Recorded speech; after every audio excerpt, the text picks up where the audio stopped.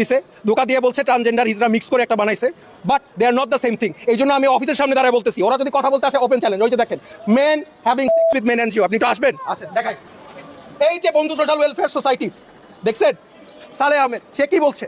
সে নিজেই বলছে তারা কি চায় সেটা নিজেরাই বলছে। Men having sex with men, একদম 377 অবৈধ। তারা প্রকাশ্যে বাংলাদেশে কেন অ্যাক্টিভিটিস করতে পারবে?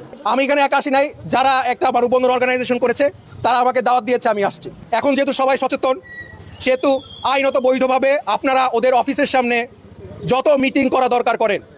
মসজিদের ভিতরে সবাই যারা জানে তাদেরকে জানায় লাভ নাই, আপনারা ওদের অফিসে কথা বলতে আসেন, ওরা বক্তব্য দেখ। এই যে men who have sex with men, এই কথাটা যে তারা বলছে, প্রমোট করছে বাংলাদেশে ওদের নিজস্ব ইয়েতে, সেটা তারা বলুক, এক্সপ্লেনেশন দেখ। I am always ready any time. আমি তো আসছি কথা বলতে। আমি মানুষকে, জনগণকে জানাই দিতে চাই এতটুকুই, যে একটা জায়গায় যদি আপনি রাস্তা অবরোধ না করে কোনো সমাবেশ করতে চান, আমার আইনজীবীর কথা অনুযায়ী এটা কোনো